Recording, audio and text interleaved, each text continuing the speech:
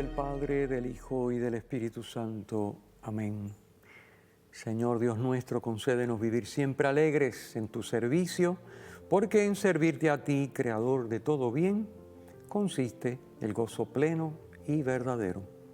Por nuestro Señor Jesucristo, tu Hijo, que vive y reina contigo en la unidad del Espíritu Santo y es Dios por los siglos de los siglos. Amén. Bienvenidos a Saboreando la Palabra. Hoy comentando las lecturas del domingo 33 del tiempo ordinario, ciclo B. Y nos acompaña nuestro hermano Irán Díaz, administrador del santuario de Nuestra Señora de la Divina Providencia en Cupey. Bienvenido, Irán. Muchísimas gracias por la invitación y siempre exhortando a todos los que ven el programa que puedan visitar el santuario de la Providencia en Cupey y desde la capilla poder hacer la lección divina o cualquier parte del santuario para saborear la palabra. Así es, donde se sientan cómodos, al amparo de la Madre del Cielo. Allí hagan su lección y hagan su oración. Muy bien, pues vamos a las lecturas, porque fíjense que vamos a entrar ya en la temática de fin de año, litúrgico, porque el fin de año civil es la fiesta, pero aquí estamos en el año litúrgico. ¿Cómo termina el año litúrgico? El año litúrgico termina hablando del final de los tiempos, y el domingo que viene de la realeza de Jesús, porque el 34, domingo 34 es Cristo Rey, que es el que culmina, resume todo el año. Cristo es Rey y ese es el Rey que ya hoy empezamos a ver que va a regresar. Hoy encontramos en la primera lectura tomada del libro de Daniel la figura del Hijo del Hombre. Ustedes saben que a Jesús le gustaba mucho identificarse como el Hijo del Hombre. Obviamente el Hijo del Hombre es un ser humano, porque los seres humanos, lo que tenemos por hijos son humanos. Entonces, pero no se refiere a eso, se refiere Hijo de Hombre a una expresión que aparece precisamente en Daniel, en el libro del profeta Daniel, y Jesús utiliza esa expresión a lo largo del Evangelio, no en el Evangelio de hoy, pero a lo largo del Evangelio, referirse a sí mismo, identificarse a sí mismo. Claro, él no quería que le dijeran Mesías, porque se prestaba a equivocación, porque la concepción judía del Mesías era un Mesías que iba a llegar a tumbar cabeza, a poner a los romanos en su sitio, y el templo y la ley judía y todo. Y entonces, claro, como esa no era la concepción, pues él no usaba la palabra. Fíjense que cuando le dicen, tú eres el Mesías, sí, pero no se lo digan a nadie. Siempre, no me hablen de Mesías, porque la gente se equivoca y va a pensar es otra cosa. Sí. Ustedes, hasta después de la muerte en cruz, ahí ellos van a saber cómo es el mesianismo, que es el mesianismo que describe Isaías en los cantos del siervo de Yahvé. Entonces, hasta que eso no se vea, no hablemos de eso. Entonces él usaba la expresión que es semejante, Hijo del Hombre, el Hijo del Hombre, que aparece en el libro de Daniel, que es un libro que básicamente es un libro de esperanza, porque todo esto, igual que el Evangelio de hoy, si tú lo lees y se acabarán el cataclismo, las naciones, las cosas explotan, lo otro se destruye, esto no existe más. ¡Wow! Esto es tremendo, nos da miedo, esto se va a acabar. Fíjense que es un lenguaje que llamamos lenguaje apocalíptico, porque es la manera de hablar del judío, que tiene una gran verdad. O sea, no está haciendo una descripción científica de que, qué sé yo, como por ejemplo, ¿cuántos hemos visto que toman los textos del Apocalipsis y dicen, mira, ves, viene una explosión y el planeta vuela en canto? Pues no es eso lo que está explicando Apocalipsis, porque Apocalipsis no es un libro de cosmología, ni de ciencia, ni de astrología, nada de eso, no tiene nada que ver, que sabía San Juan de eso. Es decir, pero ¿por qué están en esas imágenes presentando que lo que está se destruye, o se transforma completamente, deja de ser como es, vamos a ponerlo de esa manera, ¿no? Es como si tiras una bomba, pues ya lo que está aquí, pues se acabó, y ahora lo que viene tiene que ser diferente. Hay una gran verdad en eso, porque lo que viene no es que sea diferente en cuanto a que sea otra cosa, totalmente otra, sino que es otra cosa porque ha sido redimida, transformada por Dios. Pongo el ejemplo, Cristo. La humanidad de Cristo. Uno puede decir que después de la resurrección es como que la humanidad de Cristo voló en canto y ya lo que vamos a encontrar no es lo que había. Sin embargo, es lo que había. Lo podemos reconocer, es Él. Los discípulos lo reconocen con la fe, pero lo reconocen. Saben que es Él, es el mismo, no es otro. Pero es otro. Es el mismo, pero es otro. En el sentido de que de lo que había, o sea, de un cuerpo pasible, mortal, que sufría, que tenía necesidades, etcétera, como nosotros, sí se reconoce el cuerpo, pero no es eso. Ha sido transformado por Dios, ha sido divinizado, glorificado, podemos decir. Entonces, eso es lo que va a pasar con nosotros y con la creación al final.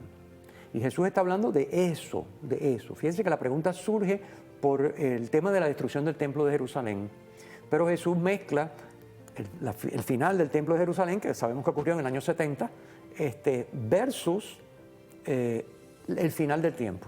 Son dos cosas, pero quedan mezcladas en esa expresión, porque en ambas cosas va a suceder que lo que había deja de ser y que comienza a ser algo nuevo. Pero no algo nuevo porque, por ejemplo, porque uno puede pensar, bueno, pues entonces cuando llegue el final de los tiempos, la creación se vuela en canto y esto ya no va a existir más. No, porque Dios no crea para un tiempo. Y Dios no se hace hombre para tener su humanidad un tiempo, sino por toda la eternidad. Pues lo mismo que sucedió con Cristo, que es el modelo, que se encarna, pero una vez que se encarna, esa humanidad es inseparable de la divinidad para siempre. Pues una vez que esa encarnación redime la creación, y empezando por nosotros, que somos los seres libres, que podemos realmente hacernos parte de, y entonces llevarnos arrastrado al resto de la creación, en la medida que nosotros entramos en ese proceso de redención y llega el final, cuando llegue el final ya no va a quedar nada que tenga que ver con pecado. Todo lo que va a quedar es lo que está en comunión con Dios. Pero es lo mismo que ahora está purificado, sin pecado, en comunión con Dios, glorificado, como pasó con la humanidad de Cristo. O sea, no es que botamos lo que había y empezamos con una cosa nueva, no, es lo que había arreglado.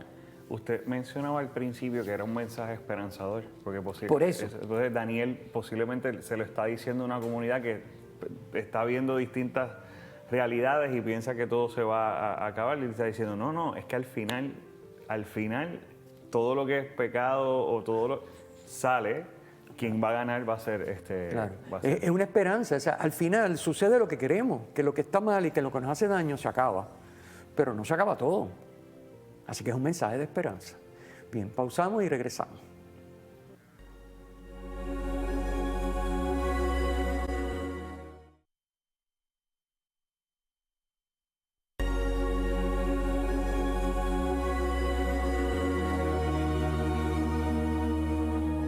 De regreso, Saboreando la Palabra, comentando las lecturas del domingo 33º, tiempo ordinario, ciclo B, con nuestro invitado, nuestro hermanito Irán Díaz. Estábamos hablando de la primera lectura y como siempre se nos termina el tiempo. Voy a cerrar este comentario de la primera lectura con la última cita que pone ahí. Dice, los sabios brillarán como el fulgor del firmamento y los que enseñaron a muchos la justicia como las estrellas por toda la eternidad. Otra vez, esto enfatiza lo que estaba explicando antes de la pausa. No es botar lo que hay y poner una cosa nueva, es renovar lo que hay, hacerlo nuevo, glorificarlo, divinizarlo, donde ya el pecado no existe y lo que es malo, lo que se opone a Dios, a su voluntad, ya no tiene efecto y no existe, solamente Dios. Entonces, por eso dice los sabios. ¿Quiénes son los sabios? Los que pueden ver las cosas y en consecuencia actuar según las ve Dios. Esos son los sabios. Brillarán como el fulgor del firmamento. Y los que enseñaron a muchos la justicia. ¿Qué es la justicia? Cumplir la voluntad de Dios. O sea, lo que nosotros decimos santidad. Los que enseñaron a muchos la justicia como estrellas por toda la eternidad. ¿Ok? Esto es bien importante. Ahora, que me preguntan, ¿y esto cómo va a ser? ¿Y cómo van a quedar las cosas? Mira, eso no lo sabe nadie porque eso... Yo creo que el Evangelio da unos detalles al final. Bueno, al Evangelio como le preguntan, ¿y cuándo? Exacto. Y él le dice, no, el cuándo no lo sabe nadie, ni el Hijo del Hombre lo sabe. Claro, quiere decir, ni el Hijo del Hombre en cuanto hombre, obviamente en cuanto Dios, como no lo va a saber, pero en cuanto hombre no lo sabe.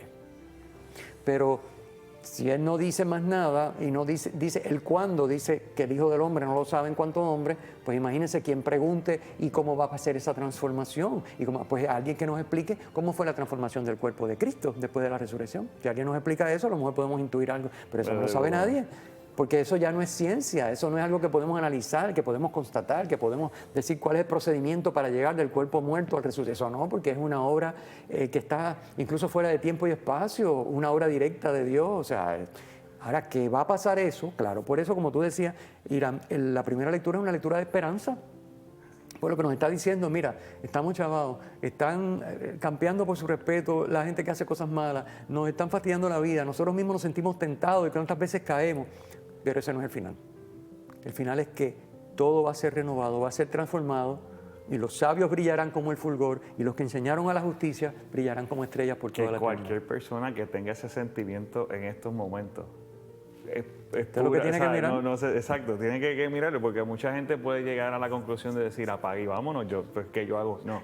La lectura que a veces dan ganas de decirlo. pero entonces la lectura, que siempre la palabra de Dios como que invita a sacarnos de las zonas cómodas o de nuestras lógicas, de la manera en la que vemos, nos invita a ver las situaciones, pero bajo otro lente. Claro. Entonces, ver un lente esperanzador en medio de tal vez lo que uno puede interpretar como un caos, es lo que, ¿verdad? Siempre Dios nos da ese contraste de decir, no, yo miro las cosas desde otra perspectiva, y al final yo soy el que gano. Básicamente, o sea, al final... la última palabra. O sea, vas a brillar por la eternidad. Correcto, Así correcto. O sea, el tema es que esto que estamos viendo y viviendo y sufriendo es temporero. Lo que va a quedar para toda la eternidad es la bondad, la belleza, la verdad, Dios en todo con Cristo como cabeza. Eso es. Eso es. Y no podemos perder eso de vista. Y eso no va a ocurrir porque nosotros somos inteligentes y logramos enderezar las cosas. No.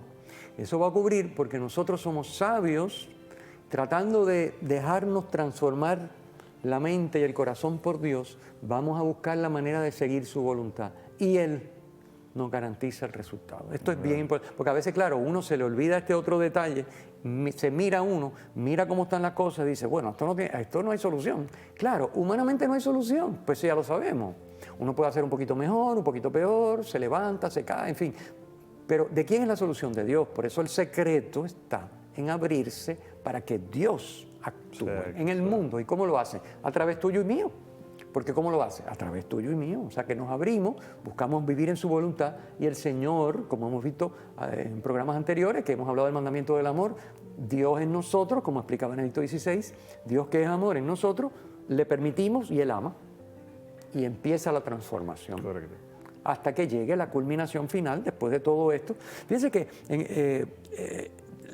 el lenguaje apocalíptico no habla de tiempo, porque no podemos precisar una fecha, porque estos van a ser cosas que se van a estar repitiendo. Y parece un momento dado que el bien gana y parece otro momento que el mal gana y estamos como que espérate, ¿qué es lo que está pasando? Dios tiene la última palabra, no nos olvidemos de eso. Brevemente hablemos un momento de la segunda lectura, porque después queremos hablar del Evangelio un poquito más en detalle. La segunda lectura otra vez, Carta a los Hebreos. Hoy capítulo 10, hemos ido como 7, 8, 9, 10, un trocito del 10 tenemos hoy. Básicamente la misma temática, pero con matices y detalles diferentes. El sacerdocio de Cristo, diferente y superior, por supuesto, al sacerdocio de la Antigua Alianza, el sacrificio, el templo, toda la cosa, que ya hemos visto en programas anteriores, así que no voy a repetir lo que ya hemos dicho, sino que insiste el texto de hoy en que se ha ofrecido un único sacrificio en Cristo por los pecados de todos.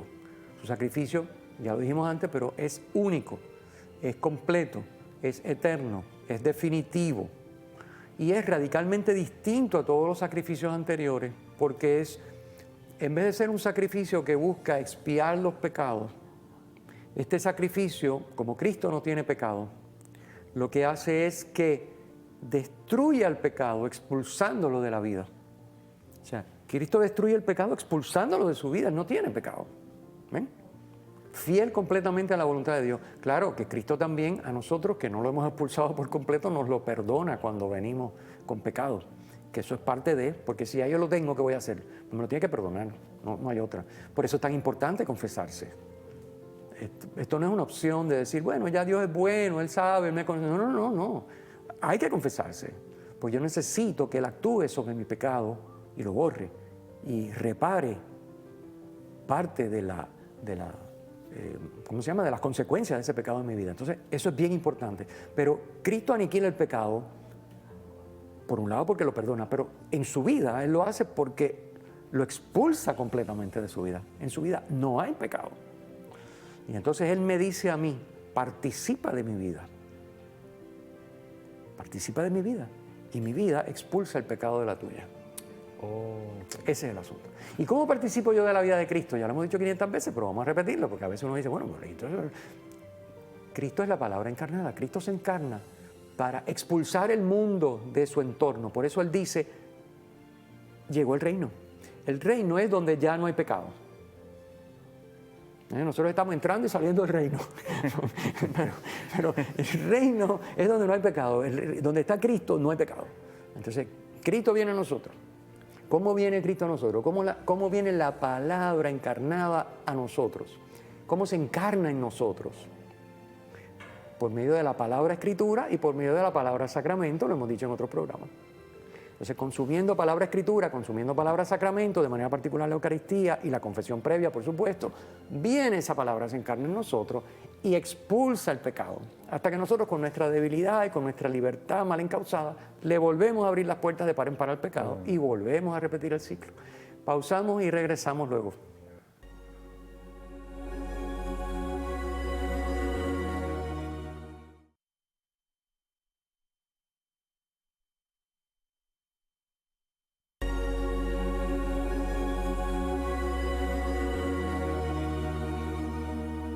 De regreso, saboreando la palabra, domingo 33º del tiempo ordinario ciclo B con nuestro hermano Hiram Díaz.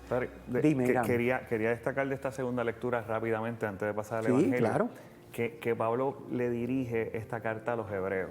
Y entonces, al destacar que el sacrificio que se hizo una sola vez prácticamente eliminó todo el pecado y fue perfecto, da paso y clarifica de que, porque si hubiera sido imperfecto, ya no hay más nadie a quien esperar, no hay otro Mesías, no hay otro, fue una sola vez y todo quedó bien, y ya dice definitivamente, Él es el Mesías, él es Dios, no hay que esperar a más nadie.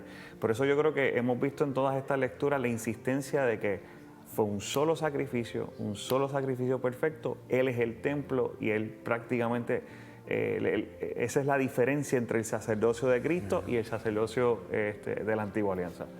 Es bien interesante cómo Pablo va clarificando a través de sus escritos.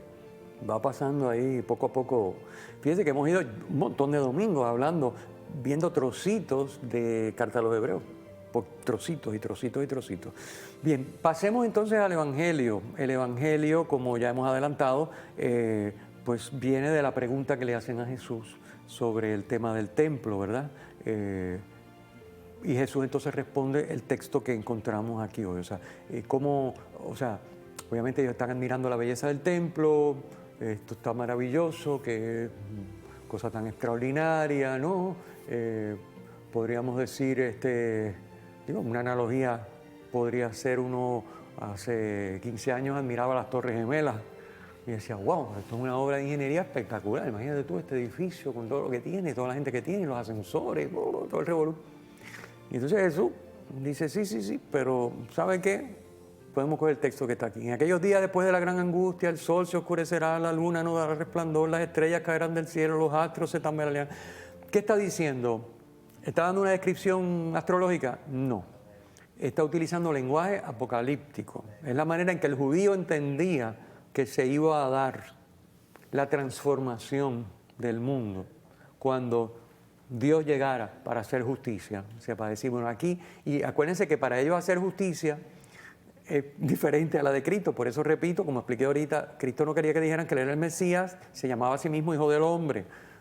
Porque el Mesías se suponía que cómo iba a reivindicar el derecho de Dios que había sido usurpado por el pecado de los hombres, limpiando a todos los que estaban mal. Entonces Jesús dice, no, si yo he venido a salvar lo que está perdido, no a liquidarlo. O sea, espérense un momento, ven la diferencia. Entonces este es el lenguaje, esta es la manera en que ellos entendían, es decir, aquí no queda nada. Las estrellas, el sol, la luna, esto se va todo. Y entonces viene lo que de verdad vale, que es lo que Dios hace. Pero como expliqué ahorita, es un lenguaje que es una manera figurada de hablar. No se puede tomar al costo esta descripción. Lo que sí se puede tomar al costo es que lo que existe ahora no va a ser lo mismo que va a haber después. Eso está claro. y que la transformación se va a dar porque la acción de Dios va a tomar lo que hay de bueno, de bello y de verdadero y lo va a asumir en sí, lo va a glorificar, lo va a divinizar, como pasó con la humanidad de Cristo después de la resurrección. Y yo creo que como usted destaca, porque es que no se puede tomar al pie de la letra, porque dice, y no pasará una generación, esta generación sin haberlo visto, entonces, si eso hubiera sido así, pero tal vez el significado hubiera sido otro, pero es como usted lo ha mencionado, yo creo que en esa todas las transformación, generaciones, exacto. fíjate que aquí hay una mezcolanza de cosas, que no sabemos si es que es el evangelista o si es Jesús que lo dijo así literalmente o el evangelista lo mezcló, no sabemos, pero bueno, la cuestión es que aquí hay una mezcolanza de cosas que son lo de la transformación y lo del final del tema del templo y Jerusalén y los judíos, lo del final del mundo y de lo que va a ir seguir ocurriendo generación tras generación. Por eso dice, no pasará esta generación. Hay cosas que van a ocurrir en todas las generaciones. ¿Qué va a ocurrir en todas las generaciones? Pues que la maldad va a aflorar y que la bondad va a tratar de vencer a fuerza de bien el mal. Y eso es generación tras generación. Y en ese proceso, pues habrá algunas veces más mal, otras veces más bien, y se repetirá porque nos morimos y los que vienen vuelven a lo mismo, y eso es lo que hay. Lo que sí está claro es que en la visión cristiana, esto no es un ciclo al infinito, que es lo que está diciendo Jesús. O sea, va a llegar un momento en que esa repetición de que generación tras generación surge ese combate entre mal y bien, porque siguen las tentaciones, sigue Satanás tentando, sigue actuando, sigue Dios actuando, por supuesto, seguimos nosotros entrando y saliendo del reino, como dije ahorita, en fin, y sigue ese camino que aparenta ser cíclico, no lo es. Va en ascenso caminando hacia el final de los tiempos. O sea que esto es bien importante, la concepción del tiempo cristiana es lineal, no es cíclica. Aunque para un observador que mira, por ejemplo, 100 años, le parece que es lo mismo, que se repite, ¿verdad? Pero se repite con esa generación. Pero de alguna manera Dios va dirigiendo la historia hacia Él. Él es el destino final y hacia Él nos vamos encaminando. O sea que, obviamente, hay gente muy, muy desarrollada espiritualmente, que encarna muy bien el Evangelio, son los grandes santos que tienen toda época. Y cuántos grandes santos hay que son anónimos, o sea que uno no puede decir, no, porque la iglesia ha canonizado nada más que, no sé qué, 300, pues este año, o en los últimos 10 años, lo que sea. No, porque tú no sabes cuántos, hay más santos no canonizados que canonizados, obviamente. Así que eso solo lo sabe Dios, pero lo que sí es cierto es que Dios sigue actuando y el que se deja, Dios sigue transformando. Y es lo que hablan aquí, lo que dice en la primera lectura, los que están inscritos en el libro de la vida, que es la imagen que también utiliza, creo que ya lo comenté, el libro del Apocalipsis, los del libro. Así que son aquellos que se dejan y por lo tanto Dios los toma, los va transformando, no los destruye, sino lo que los redime, los saca, los lleva a ser suyos y a divinizarse, y esa es la estrategia. Entonces, pues lo que estamos diciendo aquí es eso.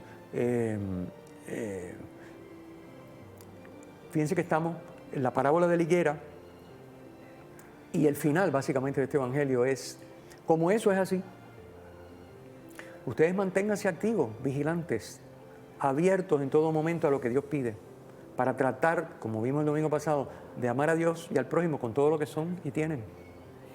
Esa es la consigna. Es decir, ¿y cuándo va a ser? No se lo digo, porque si le digo cuándo va a ser, se estropea el asunto. Porque entonces, pero como eso falta mucho, acá hago lo que me da la gana. O como eso falta poco, me paniqueo, me vuelvo loco y no funcionan las cosas. Entonces, no le voy a decir cuándo. Ustedes estén vigilantes. ¿Cuándo? Siempre. Vigilantes siempre. Recuerden que este es el tema con el que cerramos el año, que es donde estamos ahora, y vamos a iniciarlo dentro de 2 domingos en Adviento. Es la misma temática. Sí, a ver, se nos acabó nuestro tiempo. Bueno, lo sufrimos mucho y lo sentimos mucho, pero nada. Vayan a la página web, al sitio web pacrisred.org. Siempre encuentran allí el comentario que lo pueden descargar del enlace de la descripción de los videos. Y nos despedimos. Le agradecemos su sintonía, le agradecemos a Irán su participación. No tenemos mucho tiempo para hablar ninguno de los dos, pero aquí vamos. y terminamos con la bendición. Que el Señor esté con ustedes. Y con su espíritu. La bendición de Dios Todopoderoso, Padre, Hijo, Espíritu Santo, descienda sobre ustedes y les acompañe siempre. Amén. Amén.